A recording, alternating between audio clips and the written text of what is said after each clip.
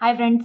तो आज हम लोग जो है हिंदी साहित्य और व्याकरण का तीसरा प्रैक्टिस सेट यहाँ पे सॉल्व करेंगे, जिसमें कि हम पूरे 15 मिनट में 100 प्रश्नों की प्रैक्टिस करेंगे। तो चलिए हम स्टार्ट करते हैं अपना तो पहला प्रश्न है यहाँ पर हमारा, रेल का विकट खेल नाटक के रचनाकार हैं।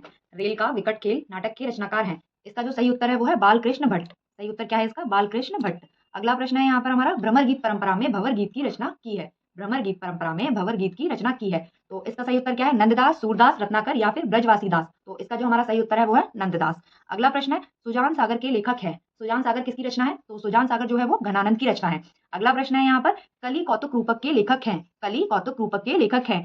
तो इसका जो सही उत्तर है वो है प्रताप नारायण मिश्र। किसकी रचना है ये? प्रताप नारायण मिश्र की। अगला प्रश्न है यहाँ पर हमारा, ज्ञान बोध के रचनाकार है। ज्ञान बोध के रचनाकार कौन है? तो सही उत्तर जो है इसका वो मलुकदास है। अगला प्रश्न है यहाँ पर हमारा, सुदामा चरित के लेखक है। सुदामा चरित किसकी रचना है? सुदामा चरित नंददास की रचना है। अगला प्रश्न है यहाँ पर हमारा, आचार्य महावीर प्रसाद द्विवेदी रचित अर्थशास्त्र विषय का ग्रंथ है। आचार्य महावीर प्रसादी आचार्य महावीर प्रसाद द्विवेदी रचित अर्थशास्त्र विषय का ग्रंथ है। तो अर्थशास्त्र जो है वो किस विषय का ग्रंथ है? संपत्ति शास्त्र का। अगला प्रश्न है, उत्तर रामचरितम के रचनाकार हैं। उत्तर रामचरितम के रचनाकार हैं। तो इसका जो सही उत्तर है वो क्या है? भवभूति। इसका सही उत्तर क्या है? भवभूति। अगला प्रश्न है, मंगल सूत्र शीर्षक अधूरे उपन्यास के लेखक का नाम बताइए। मतलब कि मंगल सूत्र जो एक उपन्यास है वो इनमें से कौन से ऐसे लेखक है जिनका अधूरा उपन्यास है? तो जो मंगल सूत्र है वो प्रेमचंद का अधूरा उपन्यास है, और मंगल सूत्र जिस टाइम पे प्रेमचंद जी लिख रहे थे उसे लिखते समय ही उनकी मृत्यु हो गई थी। तो इसलिए मंगल सूत्र जो है वो प्रेमचंद का एक अधूरा उपन्यास है। घुमक्कड़ शास्त्र नामक ग्रंथ के लेखक हैं। घुमक्कड़ शास्त्र नामक ग्रंथ के लेखक हैं। तो इसका जो सही उत्तर है वो है राहुल सांक्रात्यायन। और जो राहुल सांक्रात्यायन थे उन्होंने जितने भी यात्रा वृत्तांत लिखे गए हैं वो ज्यादातर राहुल सांक्रात्यायन के द्वारा ही लिखे गए हैं। इसमें हमारा अगला प्रश्न है, वॉरेन हेस्टिंग्स का सांड शीर्षक कहानी के लेखक कौन है? वॉरेन हेस्टिंग्स का सांड शीर्षक कहानी के लेखक कौन है? ये कहानी किसने लिखी थी? तो ये कहानी जो है वो उदय प्रकाश के द्वारा लिखी गई थी। किसके द्वारा लिखी गई थी? उदय प्रकाश के द्वारा। अगला प्रश्न है, इनमें से किस ग्रंथ के लेखक रामविलास शर्मा है? इनमें से नीचे ये जितने भी ग्रंथ के नाम दे रखे हैं उनमें से पूछा गया है कि कौन सा ग्रंथ ऐसा है जो कि रामविलास शर्मा जी के द्वारा लिखा गया था। हिंदी साहित्य की भूमिका, निराला आत्महंता आस्था, मध्यकालीन बोध का स्वरूप, या फिर भारत में अंग्रेजी राज और मार्क्सवाद। तो भारत में अंग्रेजी राज और मार्क्सवाद जो रचना है वो रामविलास शर्मा जी द्वारा लिखित है। अगला प्रश्न है हमारा, दूसरी परंपरा की खोज के लेखक कौन है? ये जो है बहुत ही इंपॉर्टेंट कृति है इनकी, अक्सर एग्जाम्स में पूछी जाती है। दूसरी परंपरा की खोज के लेखक कौन है? तो ये जो रचना है वो नामवर सिंह की है, और ये नामवर सिंह की बहुत ही प्रसिद्ध रचना है। बसंत आ गया पर कोई उत्कंठा नहीं। बसंत आ गया पर कोई उत्कंठा नहीं शीर्षक निबंध के लेखक का नाम क्या है? बसंत आ गया किसकी रचना है? तो बसंत आ गया जो है वो बाल मुकुंद गुप्त की रचना है। अगला प्रश्न है हमारा, हंस पत्रिका के संस्थापक का नाम है। हंस पत्रिका के संस्थापक का नाम है, मतलब कि हंस पत्रिका जो है वो किसके द्वारा स्थापित की गई थी? तो इसका जो सही उत्तर है वो है प्रेमचंद। हंस पत्रिका जो है वो प्रेमचंद जी के द्वारा संस्थापित। अगला प्रश्न है, आवारा मसीहा के लेखक हैं। आवारा मसीहा के लेखक हैं। तो इसका जो सही उत्तर है वो है विष्णु प्रभाकर। आवारा मसीहा जो है वो विष्णु प्रभाकर जी की एक बहुत ही प्रसिद्ध कृति है। अगला प्रश्न है, तार सप्तक का प्रकाशन वर्ष है। तार सप्तक का प्रकाशन वर्ष है। तो इसमें जो सन 1943 ईस्वी है वो तार सप्तक का प्रकाशन वर्ष है। और तार सप्तक की संख्या कितनी है ये आप लोग बताएंगे कि तार सप्तक जो है वो कितने प्रकाशित हुए थे। अगला प्रश्न है, हरी घास पर क्षण भर शीर्षक काव्य संकलन में रचयिता है। हरी घास पर क्षण भर शीर्षक काव्य संकलन के रचयिता का नाम क्या है? तो इसका जो सही उत्तर है वो है अज्ञेय जी। ये रचना किसकी है? अज्ञेय जी की। अगला प्रश्न है, जयशंकर प्रसाद के अधूरे उपन्यास का नाम बताइए। जयशंकर प्रसाद के अधूरे उपन्यास का नाम बताइए। तो इन जयशंकर प्रसाद जी का जो अधूरा उपन्यास था उसका नाम है इरावती। जयशंकर प्रसाद का अधूरा उपन्यास कौन सा है? इरावती। और जैसा कि मैं अभी आपको ऊपर पढ़ा चुकी हूँ, मंगलसूत्र किसका अधूरा उपन्यास है? तो मंगलसूत्र जो अधूरा उपन्यास है वो प्रेमचंद जी का है। ठीक है। अगला प्रश्न है, निम्नलिखित में से किस लंबी कविता के रचयिता मुक्तिबोध हैं? निम्नलिखित में से किस लंबी कविता के रचयिता मुक्तिबोध हैं? तो अंधेरे में जो कविता है वो किसके द्वारा लिखी गई है? मुक्तिबोध के द्वारा लिखी गई है। तो इसका जो सही उत्तर है वो क्या है? अंधेरे में। अगला प्रश्न है हमारा, भारत मित्र पत्र प्रकाशित होता था। भारत मित्र जो पत्र है वो कहाँ से मतलब प्रकाशित होता था? किस जगह से? पटना से, कानपुर से, दिल्ली से, या फिर कलकत्ता से? तो ये भारत मित्र जो पत्र है ये कलकत्ता से प्रकाशित होता था। अगला प्रश्न है हमारा, हरडे वाणी एवं अंगवधु किसकी वाणी के संकलन है? हरडे वाणी एवं अंगवधु किसकी वाणी के संकलन है? तो ये जो है वो दादू दयाल की वाणी के संकलन है। मतलब कि इसमें जो भी रचनाएं हैं वो दादू दयाल जी की दी हुई है। ठीक है। अगला प्रश्न है हमारा, मनीषी की लोक यात्रा किसकी जीवनी है? मनीषी की लोक यात्रा किसकी जीवनी है? तो इसका जो सही उत्तर है वो कविनाथ गोपीराज। कविनाथ गोपीराज। अगला प्रश्न है, तत्वदीप निबंध किसकी रचना है? तो तत्वदीप जो निबंध है वो वल्लभाचार्य जी की रचना है। किसकी रचना है? वल्लभाचार्य जी की। अगला प्रश्न है, रूपा जीवा उपन्यास है। रूपा जीवा उपन्यास है। तो इसका जो सही उत्तर है वो लक्ष्मी नारायण लाल। क्या सही उत्तर है इसका? लक्ष्मी नारायण लाल। आलोचना को भाषाई रीतिबद्धता से उन्होंने वैसे ही मुक्त किया है जैसे निराला ने कविता को छंदों के बंधन से। उपयुक्त कथन किससे संबंध में है? मतलब ये जो कथन यहाँ पे दिया गया है तो ये पूछा है कि ये कथन जो है वो किसका दिया हुआ है। तो कथन क्या है? आलोचना को भाषाई रीतिबद्धता से उन्होंने वैसे ही मुक्त किया है जैसे निराला ने कविता को छंद के बंधन से। तो ये किसका कथन है? ये जो है वो रामविलास शर्मा जी का कथन है। अगला प्रश्न है हमारा, अर्ध कथानक नामक कृति की विधा क्या है? अर्धकथानक नामक कृति की विधा क्या है? मतलब कि ये जो है कृति जो है, ये जो रचना है अर्धकथानक, वो किस विधा की रचना है? तो अर्धकथानक जो है वो आत्मकथा है। अर्धकथानक क्या है? आत्मकथा है। अगला प्रश्न है हमारा, वैद्यनाथ मिश्र किसका वास्तविक नाम था? वैद्यनाथ मिश्र किसका वास्तविक नाम था? तो वैद्यनाथ मिश्र जो है वो नागार्जुन जी का नाम था। अगला प्रश्न हमारा, तार सप्तक में संकलित कवियों को राहो के अन्वेषी कहा है? तार सप्तक में संकलित कवियों को राहो के अन्वेषी कहा है? किसने कहा है? तो राहो का अन्वेषी किसने कहा है? अज्ञेय जी ने कहा है। अगला प्रश्न है हमारा, जैनेन्द्र का पहला कहानी संग्रह कब प्रकाशित हुआ था? जैनेन्द्र का पहला कहानी संग्रह जो है वो कब किस सन में प्रकाशित हुआ था? तो वो जो है 1929 में प्रकाशित हुआ था। अगला प्रश्न है हमारा, निर्गुण संत कवियों में सर्वाधिक शास्त्रज्ञ एवं सुशिक्षित कौन थे? ये जो प्रश्न है बहुत ही ज्यादा इंपॉर्टेंट है। ये अक्सर पूछा जाता है कि मतलब निर्गुण संत परंपरा के जितने भी कवि थे, निर्गुण संत परंपरा के बारे में जिन भी कवियों ने रचनाएं की हैं, उन सभी कवियों में सबसे ज्यादा पढ़े लिखे कौन थे? मतलब शास्त्रज्ञ एवं सुशिक्षित, मतलब शास्त्रों का ज्ञान सबसे ज्यादा किसको था और कौन सबसे ज्यादा पढ़े लिखे थे? तो वो थे सुंदरदास।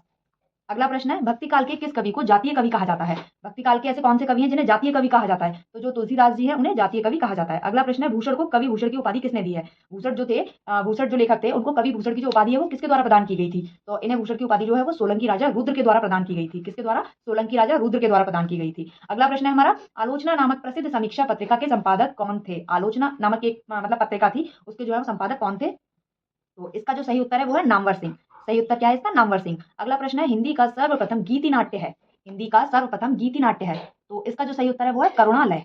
हिंदी का पहला गीति नाट्य क्या है? करुणालय। अगला प्रश्न है, किसकी कविताएं स्वाधीन भारत का इस्पाती दस्तावेज है? किसकी कविताएं स्वाधीन भारत का इस्पाती दस्तावेज है? तो इसका जो सही उत्तर है वो है मुक्तिबोध। सारदिया के नाटककार हैं, सारदिया के नाटककार हैं, क्या नाम है इनका? जगदीश चंद्र माथुर जी। क्या नाम है? जगदीश चंद्र माथुर। अगला प्रश्न है हमारा, आदिकाल को वीर काल नामकरण किसने दिया है? मतलब कि आदिकाल का जो नामकरण है वो अलग अलग लेखकों ने अलग अलग किया है। किसी ने आदिकाल को कुछ कहा है, किसी ने आदिकाल को कुछ कहा है। तो यहाँ पे पूछा गया कि आदिकाल को वीर काल नाम किसने दिया था? तो आदिकाल को वीर काल नाम जो है वो विश्वनाथ प्रसाद मिश्र जी ने दिया था। अगला प्रश्न है हमारा, जयशंकर प्रसाद की किस कृति पहले ब्रजभाषा में थी? जयशंकर प्रसाद की कौन सी ऐसी कृति है जो कि पहले ब्रजभाषा में थी और बाद में उसे खड़ी बोली में रूपांतरित कर दिया गया था? तो इनकी जो प्रेम पथिक कृति है वो पहले ब्रजभाषा में थी और बाद में जो है इसे खड़ी बोली में रूपांतरित कर दिया गया था। अगला प्रश्न है हमारा, नाभादास कृत भक्तमाल की भाषा क्या है? नाभादास ने जो भक्तमाल की रचना की है तो उसकी भाषा क्या है? उसकी जो भाषा है वो ब्रज भाषा है। अगला प्रश्न है हमारा, पत्रकारिता के स्तर से निबंध शैली को विकसित करने वाले प्रमुख लेखक हैं? पत्रकारिता के स्तर से निबंध शैली को विकसित करने वाले प्रमुख लेखक हैं। इसका सही उत्तर क्या है? राम वृक्ष बेनीपुरी। क्या है इसका सही उत्तर? राम वृक्ष बेनीपुरी। अगला प्रश्न है हमारा, प्रेमचंद उर्दू में किस नाम से लिखते थे? ये क्वेश्चन बहुत ही इंपॉर्टेंट है। प्रेमचंद उर्दू में किस नाम से रचनाएं करते थे या किस नाम से लिखते थे? तो प्रेमचंद जो है वो उर्दू में नवाब राय के नाम से लिखते थे। अगला प्रश्न है हमारा, पंत की पहली रचना है, सुमित्रानंदन पंत की पहली रचना है, तो इसका जो सही उत्तर है वो है गिरजे का घंटा। सुमित्रानंदन पंत की जो पहली रचना है उसका नाम क्या है? गिरजे का घंटा। अगला प्रश्न है हमारा, भूषण का वास्तविक नाम था, जो कवि भूषण थे इनका वास्तविक नाम क्या था? तो इनका जो वास्तविक नाम था, मतलब भूषण के नाम से तो ये रचनाएं करते थे और कवि भूषण इनको क्यों कहा जाता था? क्योंकि एक लेखक थे, है ना, और काव्य में इन्होंने जो है वो काफी रचनाएं की हैं, लेकिन इनका जो वास्तविक नाम था वो क्या था? घनश्याम। अगला प्रश्न है, प्रसाद पंत और मैथिली शरण नामक निबंध संग्रह किसका है? प्रसाद पंत और मैथिली शरण नामक निबंध संग्रह किसका है? तो ये निबंध संग्रह किसका है? दिनकर जी का है। द्विवेदी युग के सर्वश्रेष्ठ प्रगीतकार माने जाते हैं। द्विवेदी युग के सर्वश्रेष्ठ प्रगीतकार माने जाते हैं, तो इसका जो सही उत्तर है वो है मुकुटधर पांडे। इसका सही उत्तर क्या है? मुकुटधर पांडे। अगला प्रश्न है, नागरी प्रचारिणी सभा की स्थापना हुई थी। नागरी प्रचारिणी सभा की स्थापना हुई थी किस सन में हुई थी? सन 1893 ईस्वी में। सन 1893 में। अगला प्रश्न है, प्रजा हितैषी नामक पत्र के संपादक थे। प्रजा हितैषी नामक पत्र के संपादक थे, तो इसके संपादक का क्या नाम था? राजा लक्ष्मण सिंह। अगला प्रश्न है, प्रेमचंद की किस कृति को प्रतिबंधित किया गया था? प्रेमचंद की ऐसी कौन सी कृति थी जिसे कि प्रतिबंधित कर दिया गया था? तो इसका जो सही उत्तर है वो है सोजे वतन। सही उत्तर क्या है इसका? सोजे वतन। अगला प्रश्न है, शिकार संबंधी रोचक निबंधों के रचनाकार हैं। शिकार संबंधी रोचक निबंधों के रचनाकार कौन है? श्री राम वर्मा, श्री राम शर्मा, श्रीकांत वर्मा या इनमें से कोई नहीं? तो इसका जो सही उत्तर है वो है श्री राम वर्मा। अगला प्रश्न है, भक्तिकालीन सूफी काव्यधारा की विशेषताओं के संदर्भ में निम्नलिखित में से एक विशेषता गलत है। मतलब यहाँ पे भक्तिकालीन सूफी काव्यधारा की कुछ विशेषताएं दी गई हैं जिसमें से एक विशेषता जो है वो गलत है, तो हमें ये बताना है कि वो कौन सी विशेषता है जो कि गलत है। तो चलिए हम पढ़ते हैं, इस काव्यधारा में सभी कवि मुसलमान थे। इस काव्यधारा में सभी कवि मुसलमान थे। अगला है, इस काव्यधारा के सभी कवियों ने हिंदू प्रेमी प्रेमिकाओं की प्रेम कथा का काव्यात्मक चित्रण किया है। सही बात है। अगला है इसमें, इस काव्यधारा के कवियों ने अवधी एवं ब्रजभाषा दोनों में रचनाएं की हैं। इस काव्यधारा के कवियों ने अवधी एवं ब्रजभाषा में रचनाएं की हैं। और अगला है, इस काव्यधारा के कवियों ने सिर्फ प्रबंध काव्य लिखे हैं। तो बाकी तो इसमें तीन सही हैं, लेकिन ये जो तीसरे नंबर का सी जो है ये गलत है ना, कि इस काव्यधारा के कवियों ने अवधी एवं ब्रजभाषा दोनों में रचनाएं की हैं। तो इसमें गलत क्या है? Option number C. अगला प्रश्न है हमारा, तार सप्तक का संबंध किस काव्य धारा से है? जो तार सप्तक है वो किस काव्य धारा से संबंधित है? प्रगतिवादी है, हालावाद से है, कविता से है या प्रयोगवाद से है? तो जो तार सप्तक है वो प्रयोगवाद से संबंधित है। अगला प्रश्न है हमारा, आचार्य रामचंद्र शुक्ल ने किस कवि को कठिन काव्य का प्रीत कहा है? आचार्य रामचंद्र शुक्ल ने ऐसे कौन से कवि हैं जिन्हें कठिन काव्य का प्रीत कहा है? तो इनका जो नाम है वो केशव दास जी है। क्या नाम है? केशव। भूषण दो राजाओं के दरबारी कवि थे। जो भूषण थे वो दो राजाओं के दरबारी कवि थे। इनमें से पहले थे शिवाजी और दूसरे कौन थे? तो दूसरे थे छत्रसाल। इनके बारे में इन्होंने एक पंक्ति भी लिखी है जो काफी प्रसिद्ध पंक्ति है। अगला प्रश्न है हमारा, सूची 1 और सूची 2 को सुमेलित करना है। सूची 1 व सूची 2 को सुमेलित करना है। यहाँ पे सूची 1 में सारे काल दे रखे हैं और यहाँ पे जो है वो लेखकों के नाम दिए हुए हैं। अब हमें ये मिलाना है इसमें कि मतलब कौन सा लेखक किस काल से संबंधित है। आदिकाल, तो जो अमीर खुसरो हैं वो आदिकाल से संबंधित हैं। भक्ति काल से संबंधित कौन है? जायसी हैं। और रीति काल से संबंधित कौन है? आलम है। एंड आधुनिक काल से संबंधित कौन है? भारतेंद्र हरिश्चंद्र है ना। तो इसका जो है ऑप्शन नंबर सी करेक्ट हो जाएगा। अगला प्रश्न है हमारा, अवधि एवं ब्रजभाषा दोनों में रचनाएं करने वाले कवि थे। अवधि एवं ब्रजभाषा दोनों में रचनाएं करने वाले कवि हैं कौन से? सूरदास, गणानंद या तुलसीदास? तो इसका जो सही उत्तर है वो है तुलसीदास। अगला प्रश्न है हमारा, कालक्रम की दृष्टि से इनमें सबसे पुराने कवि हैं। कालक्रम की दृष्टि से इनमें से सबसे पुराने हैं, मतलब सबसे पहले के हैं। तो कौन है इसमें सबसे पुराने? तो विद्यापति जी जो है वो सबसे पुराने हैं। अगला प्रश्न है यहाँ पे, सो सुख सुजस सुलभ मोहि स्वामी में कौन सा अलंकार है? सो सुख सुजस सुलभ मोहि स्वामी में कौन सा अलंकार है? तो यहाँ पे क्या है? स वर्ड की आवृत्ति हुई है। तो जब जहां पे किसी वर्ड की आवृत्ति होती है तो वहां पे कौन सा अलंकार होता है? अनुप्रास अलंकार होता है। तो यहाँ पे कौन सा अलंकार है? तो यहाँ पे जो है वो अनुप्रास अलंकार है। अगला प्रश्न है हमारा, प्रत्येक में 4 शब्द दिए गए हैं जिनमें से 3 अनेकार्थक शब्द की श्रेणी में आते हैं। जो शब्द इस श्रेणी में नहीं आता है वही आपका उत्तर है। मतलब कि इसमें क्या है कि 4 शब्द दे रखे हैं, उसमें से 3 तो अनेकार्थक है और एक का अर्थ जो है वो अलग है। तो इसमें जो एक का अर्थ अलग है वही जो है हमें बताना है कि इसमें किसका उत्तर अलग है ना। तो बल, शक्ति, सेना, ये अनेकार्थी है, लेकिन सजा जो है वो सबसे अलग है। सजा क्या है? इसमें सबसे अलग शब्द है। इस प्रश्न में एक वाक्य दिया गया है जिसमें त्रुटि है। नीचे दिए गए चार विकल्प दिए गए हैं जिनमें एक सही है। तो सही विकल्प बताओ। अब इसमें क्या है कि इसमें नीचे जितने भी वाक्य दिए हुए हैं उनमें क्या है, कहीं ना कहीं कुछ ना कुछ गलती है, लेकिन एक सही है। तो अब हमें उस सही के बारे में बताना है। तो क्या है यहाँ पे, हम बचपन में वहां जाता रहा। हम बचपन में वहां जाता रहा। अब इसे हमें करेक्ट करना है। तो क्या इसका हम बचपन में वहां जाएंगे, गलत, जाता रहा है ना। हम बचपन में वहां जाते रहे हैं, या फिर मैं बचपन में वहां जाता रहा हूँ। तो इसका जो सही उत्तर हो जाएगा वो हो जाएगा मैं बचपन में वहां जाता रहा हूँ, या फिर सॉरी मैं बचपन में वहां जाता रहा है ना। यहाँ पे हूँ नहीं दिया हुआ है। तो अगला प्रश्न है हमारा, अथवा व्याकरण की दृष्टि से है। अथवा जो है व्याकरण की दृष्टि से क्या है? तो अथवा जो है वो व्याकरण की दृष्टि से अव्यय है। अगला प्रश्न है हमारा, मात्रा की दृष्टि से दोहा के ठीक विपरीत क्या है? मात्रा की दृष्टि से दोहा के ठीक विपरीत होता है। कौन सा छंद होता है? रोला, चौपाई, छप्पा या सोठा, है ना। तो यहाँ पे जो है मात्राओं की दृष्टि से दोहा का ठीक विपरीत जो होता है वो सोठा होता है। अगला प्रश्न है हमारा, अवहट्ट भाषा से तात्पर्य है। अवहट्ट का क्या मतलब था? अवहट्ट का मतलब ये था ग्रामीण परिवेश में बोली जाने वाली भाषा। तो जो भाषा ग्रामीण परिवेश में बोली जाती थी उसे ही अवहट्ट भाषा कहा जाता था। अगला प्रश्न है हमारा, निम्न में से क्या काल कहलाता है? निम्न में से क्या काल कहलाता है? तो क्रिया के जटिल होने का समय, क्रिया के जटिल होने का जो समय होता है उसे काल कहा जाता है। क्या कहा जाता है? काल कहा जाता है। अगला प्रश्न है हमारा, कारक के भेद है। कारक के भेद है, कितने भेद है कारक के? कारक के जो है वो 8 भेद होते हैं। अगला प्रश्न है, निम्नलिखित में से किस काव्य में अकर्मक क्रिया है? निम्नलिखित में से किस वाक्य में अकर्मक क्रिया है? तो पानी बरस रहा है, पानी अभी बरस रहा है ना। तो इसमें क्या है? अकर्मक क्रिया है। अगला प्रश्न है हमारा,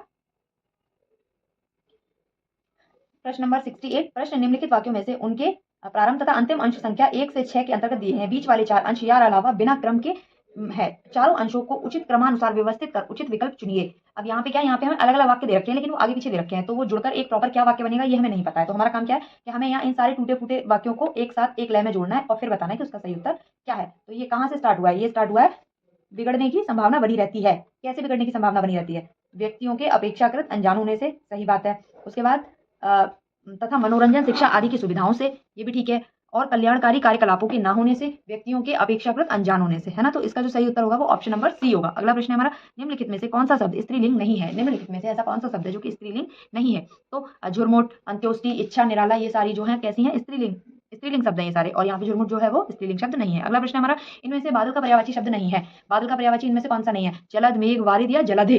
तो यहाँ पे जो जलधि है वो बारिश का पर्यायवाची, वो सॉरी बादल का पर्यायवाची नहीं है ना। अगला प्रश्न हमारा, तुमुन प्रत्यय का प्रयोग निम्नलिखित में से किस अर्थ में होता है? जो तुमुन प्रत्यय होता है ना उसका जो प्रयोग है वो निम्नलिखित में से किस अर्थ में होता है? तो वहां पे जो है वो के लिए के अर्थ में होता है। तुमुन का मतलब क्या होता है? के लिए। और विप्रलब्ध श्रृंगार में वियोग की कितनी दशाएं मानी गई हैं? जो विप्रलब्ध श्रृंगार है उसमें वियोग की कितनी दशाएं मानी गई है? उसमें वियोग की 10 दशाएं मानी गई है। अगला प्रश्न हमारा, सिंह द्वार शब्द में कौन सा समास है? सिंह द्वार शब्द में जो है वो तत्पुरुष समास है। कौन सा? तत्पुरुष। अनंत की सही संधि होगी, अनंत की सही संधि क्या होगी? अनंत की जो है वो सही संधि क्या होगी? अन प्लस अंतः। क्या? अन प्लस अंतः। व्युत्पत्ति के आधार पर संज्ञा के कितने भेद होते हैं? व्युत्पत्ति यानी उत्पत्ति के आधार पर संज्ञा के कितने भेद होते हैं? तो यहाँ पे संज्ञा के जो है वो पूरे 3 भेद होते हैं, है ना। श्रोता के लिए किस सर्वनाम का प्रयोग किया जाता है? तो श्रोता जो होता है उसे मध्यम पुरुषवाचक सर्वनाम में रखा जाता है ना। तो सही उत्तर क्या हो जाएगा इसका, मध्यम पुरुषवाचक सर्वनाम। अगला प्रश्न है हमारा क्षुद्र। क्षुद्र का अर्थ क्या होता है, नीच या फिर अधम। तो क्षुद्र का अर्थ क्या होता है, नीच या फिर अधम। वर्तनी की दृष्टि से निम्नलिखित में शुद्ध शब्द है। वर्तनी की दृष्टि से ये जो 4 यहाँ पे वर्ड दे रखे हैं इसमें हमें सिर्फ ये बताना है कि शुद्ध कौन सा है और अच्छा कौन सा है ना। नेक्स्ट प्रश्न है हमारा हिंदी में प्रयुक्त शब्द बाल्टी शब्द भंडार की दृष्टि से किस तरह का शब्द है। हिंदी में प्रयुक्त शब्द बाल्टी शब्द भंडार की दृष्टि से किस प्रकार का शब्द है। तो इसका जो सही उत्तर है वो है क्या है, इसका जो सही उत्तर है वो है विदेशज। अगला प्रश्न है हमारा सम उपसर्ग के निष्पन्न शब्द कौन से हैं। सम उपसर्ग से निष्पन्न शब्द कौन सा है, ऐसा कौन सा शब्द है जिसमें कि सम उपसर्ग आया है। तो जो संस्कार